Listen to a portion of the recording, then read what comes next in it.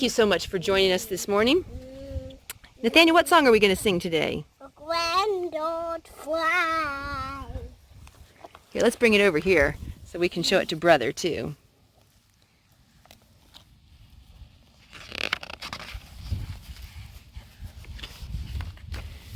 You're a grand old flag, you're a high-flying flag, and forever in peace may you wave.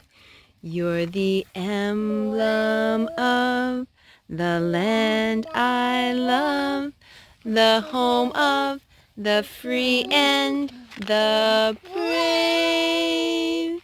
Every heart beats true under red, white, and blue, where there's never a boast or brag.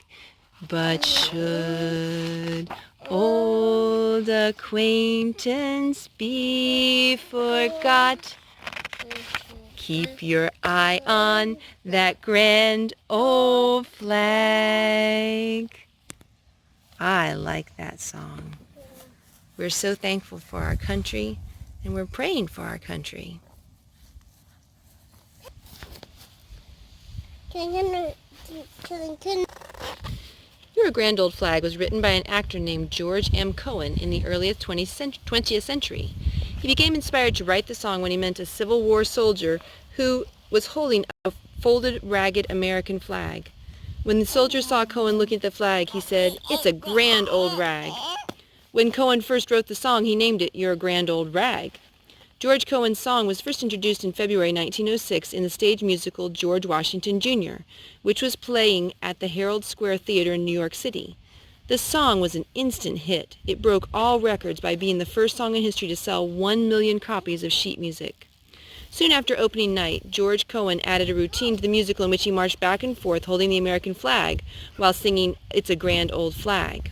This routine was repeated in shows again and again, and Cohan was identified with it for the rest of his life.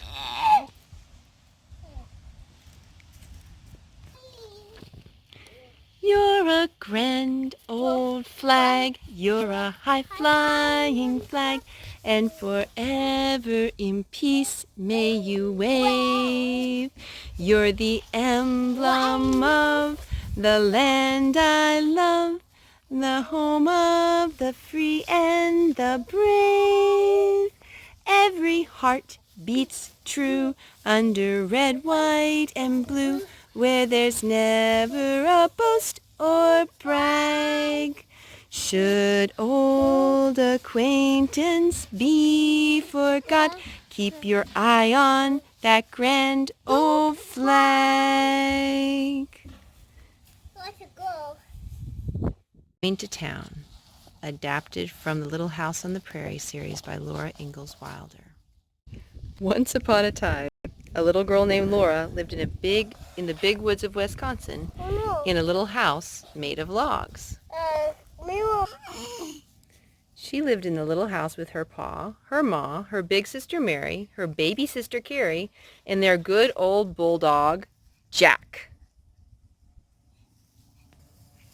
One day, Pa said that as soon as he had finished planting the crops, they would go to town. Laura, Mary, and Carrie could go too. They were old enough now. Laura and Mary were very excited. The next day they tried to play going to town. They could not do it very well because they were not sure what town was like. They had never seen a store. Then one night Pa said, "We will go to town tomorrow." That night Ma gave Laura and Mary a bath. Then she wound their wet hair tightly on lots of little rags. In the morning their hair would be curly. When Laura and Mary woke up, they put on their best dresses. Mary buttoned up the back of Laura's red calico, and Ma buttoned up the back of Mary's blue calico dress. Then Ma took the rags out of their hair and combed it into long, round curls that hung down over their shoulders. After breakfast, Pa drove the wagon to the gate of the little house. He had brushed the horses until they shone. Ma sat up on the wagon seat with Pa holding baby Carrie in her arms.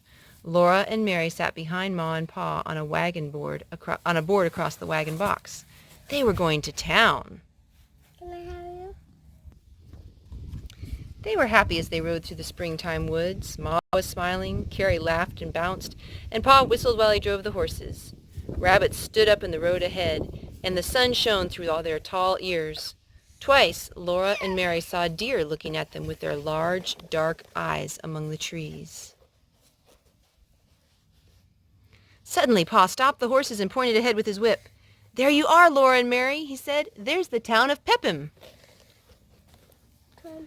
Laura had never imagined so many houses and so many people. There were more houses than she could count. Laura looked and looked and could not say a word. What do you think, Doodlebug? Pa helped everyone down from the wagon, and they walked up to the biggest building in town. This was the store where Pa came to trade. As they climbed up the steps of the store, Laura was so excited she was trembling all over. The store was full of things to look at. There were sacks of salt and sugar. There were pink and blue and red and brown and purple fabrics for dresses.